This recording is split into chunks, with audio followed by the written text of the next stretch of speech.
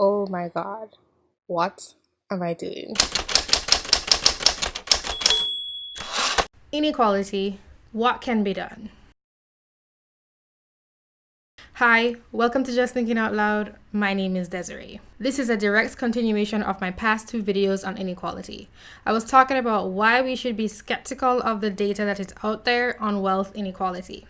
Let's jump right back into it. My fourth point was that data on inequality allows people to ignore what is going on in front of their real eyes in their real lives, instead looking at what the media is propagating. Mainstream narratives surrounding data that people don't fully understand, as I've explained, deliver up a universal truth that everybody can agree on. I don't believe that other people are always intentionally lying, but perceptions color reality. Why should my conclusions be the same as everybody else's? Moving away from statistical analysis, but still continuing on the idea that data is used to make people see the world as unfair, the breaking up of people into groups ignores the complexity of the world. It shows individuals as having their group characteristics, but yet there are differences within a group right down to the individual, and often there's overlap. Experiences differ, and I know averages exist as well, but it's more complex than that. When data is talking about groups, people generally use it to inform their personal world when interacting with individuals. For me, personally, I was so skeptical about a lot of what I was hearing because I never came to the same conclusions that other people had on my own. I didn't think a certain way, to see myself as a victim mainly, and get that feedback from my experience, or thought about it until other people started telling me that this is how things are. I think if things were true, then I would have been able to suss out a lot of things on my own, such as feeling discriminated against or feeling like I was being treated unfairly and blocked from opportunities more so than where I was before or more so than other people around me, especially because my entrance to the United States was surrounded in the community where it was the majority of the group that is supposedly so bad in being oppressive that I will not name.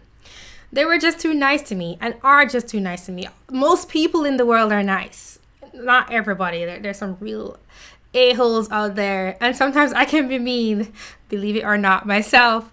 But for the most part, people appear the same in general, no matter where I've gone in the world. I'm not saying that differences don't exist, but I think I would have been able to come to the conclusion on my own that, hey, something's wrong here. It wasn't until everybody started telling me how things were that I was like, okay, I'm not going to just believe it, but I'm going to go read about it and find out about it. And then I still haven't been convinced of the way things are portrayed, at least. I think that society on a whole should foster cohesion and persuade people to be nicer towards other human beings. But that's not necessary for a lot of the things that people say they want to see change. The media is constantly telling people to not have their own sense of agency and personal responsibility. It wears down the moral compass by promoting envy and jealousy, while it may also be ignoring the presence of real pain due to wanting to succeed in life and not being able to, or living and growing up in broken families. And still further, it presents a case of futility and then incites rage against people who are doing better off. Envy or jealousy or wanting status that others have can be great motivators. I'm not advocating for those things, but when those things turn into hatred that is then justified by allowing people to believe that it is righteous retaliation, it promotes first the mental and then otherwise attack on people who may be innocent, except of succeeding, and attachment of negative traits to people who may not be truly deserving of them because they don't actually possess those characteristics. And then there's the ignoring of the presence of those same traits within the group that is so-called righteous. That being bias and discrimination and prejudice. I'm talking different categories, not like immigration or gender or whatever people come up with. All in all, even if all this were true, that a specific group or specific groups are being targeted by discriminatory practices, despite the lack of proof other than the data that I've been saying is read wrong a lot of the times, it does not mean that advancement cannot occur. Groups have succeeded in the past in spite of these things, like I said in the last video, in a bit more detail.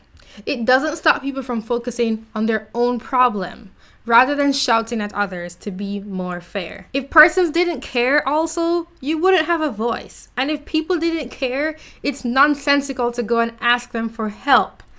And in the long term, always helping deprives a group from developing a competence independent of always getting help from others. This is on a group level or also on an individual level within your own life.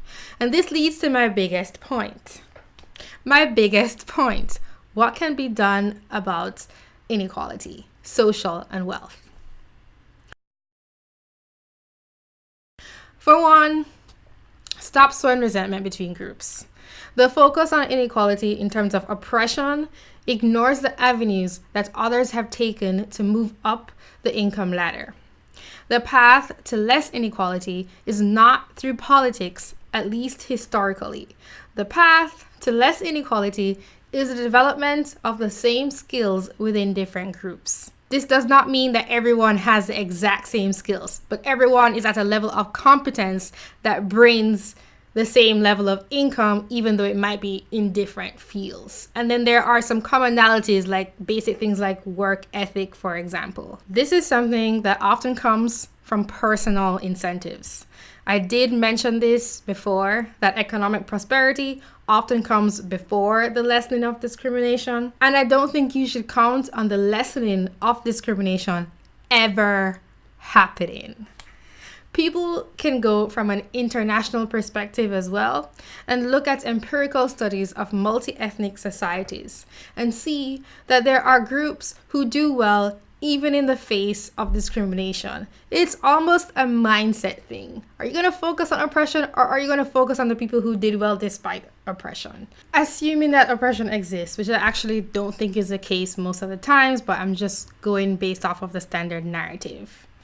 It is, in a lot of ways, mental, as are most things in life. One might ask the question, how do people go about getting work experience and skills that would allow them to compete effectively in the market? The welfare state, or government redistribution, or rather distribution programs of wealth, remove the incentive for people to gain the skills and work experience that they need.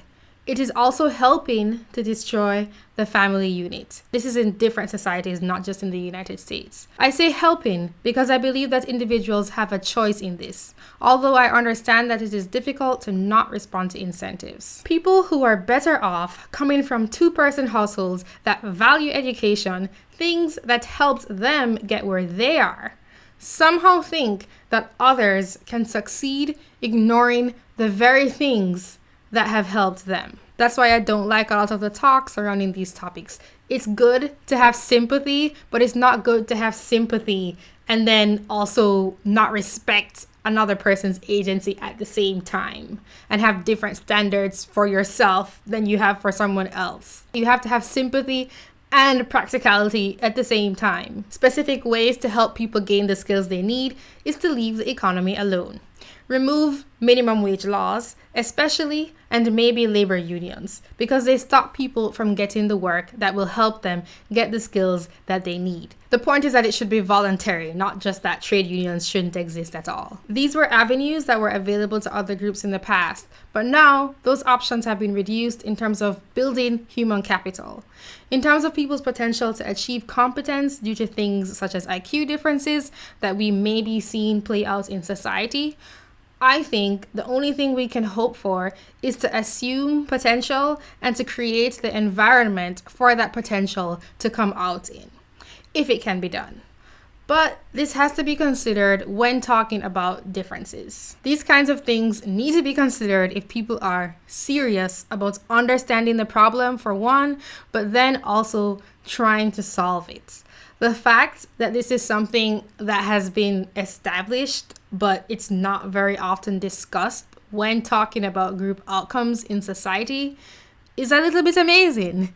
I didn't really know anything about these topics before maybe like 3 years ago. Whether or not IQ differences can change over time due to social environment, such as culture or the adaptation to new environments, it's an issue in the present, and it is crucial to the discussion at hand. And I totally get why people don't want to bring it up and talk about it, because it can promote prejudice among those who don't fully understand what it says, but I don't think it really has a correlation with whether or not that prejudice exists. I think that prejudice would exist anyhow, and I've already talked about how it's actually often the inverse. When people are very smart, they're treated badly. When you start blaming groups and picking up for specific groups due to different outcomes, it becomes very relevant. Those who continue to use data on wealth inequality to push the narrative of oppression in the name of doing good need to realize that they are also opening the floodgates of evil. Let me explain. No one is accountable for the actions of other people, but saying that they are trying to help reduce inequality by pointing out the differences between groups everywhere, all the time, is possibly a game that can be played forever, often with blood being shed at the end of it. Like I said, inequality is literally how everything has come into being.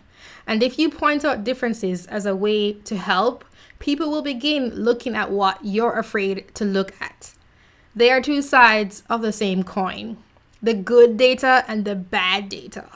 And in terms of politicians who bring up data, they will always position themselves as the ones to help others, and so gain their dependence and support for helping them do things that they could have probably helped themselves with anyway. It's a social and moral issue, that being inequality and the causes behind it.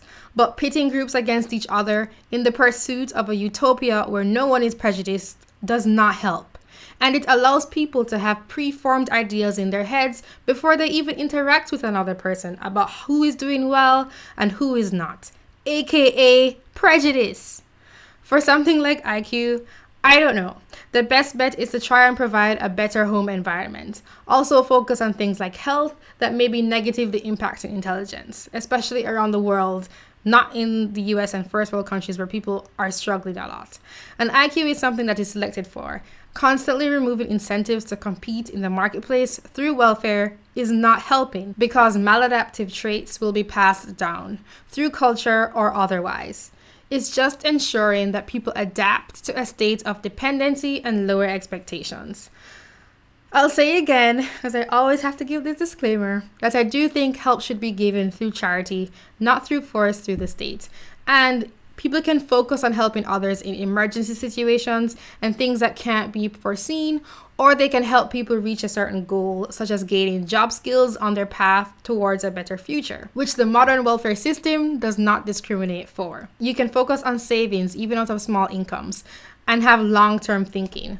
Entrepreneurship is also something that helps. Home ownership is also important, but this again involves long-term thinking.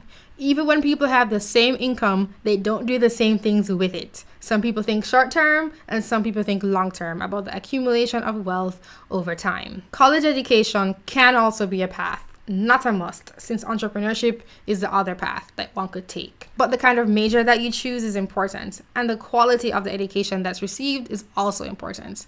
Again, stop trying to just give people things without the foundation that brings these things around. Trying to mandate giving underperforming groups better access to housing, for example, by forcing the end product rather than focusing on things like building better credit, is not helping. The big thing I don't like, affirmative action, also is not helping, for the same reason of lowering expectations and making sure as well that people don't think about that other groups who have to work harder actually become better in their competence because they're competing properly. I also saw an article recently, meaning like a year ago, on how people with Section 8 vouchers were basically now able to choose between living in luxury apartments versus going out and working. That's a cruel decision to give someone to make. So those are just some suggestions. Of course, I don't know everything, but I do think what I'm saying is sound. Actually, I'm pretty confident that it is sound. The most important thing is to stop sowing resentment between people among groups in such a place of abundant opportunity, in my opinion. Having been very close to poverty myself, I wouldn't call myself poor, but in American terms, most definitely I was. But this is a place of opportunity, and people keep trying to take away those things that made it that place instead of focusing on paths that others have used. That concludes my mini series on inequality. Thank you so much for watching. Let me know what you think. I am sure you're going to have counter arguments to what I'm saying, but please actually argue what I'm saying and said, not what you think I said or your impression of what I said, which is usually what people end up responding to me about when they disagree. And if you have any more advice or things that you have thoughts about, then let me know. Put it in the comment section. Let other people know. Have a great day. Thank you for watching. Don't forget to subscribe, leave comments. You can donate, support this channel, justthinkinoutloud.tv/donate. It's fully supported by viewers and listeners. Goodbye. Have an awesome day. Bye.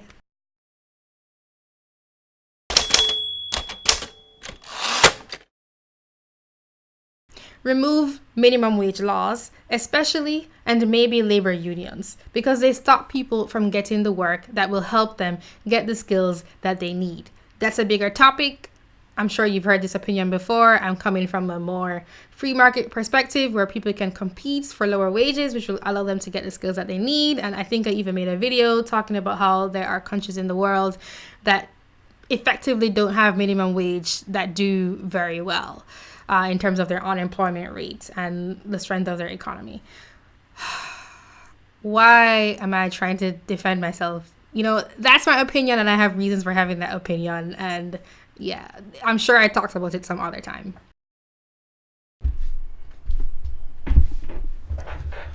Okay. You know, it's kind of funny how my personality changes when I'm in front of the camera. All of a sudden, I become like a certain aspect of me that's not on all the time. Okay, so I have that going and it's being weird. I don't know why it does that. Sometimes it just does that thing. Make sure all my connections are secure. I think so. And then I'm just gonna get around to talking once I set up this thing.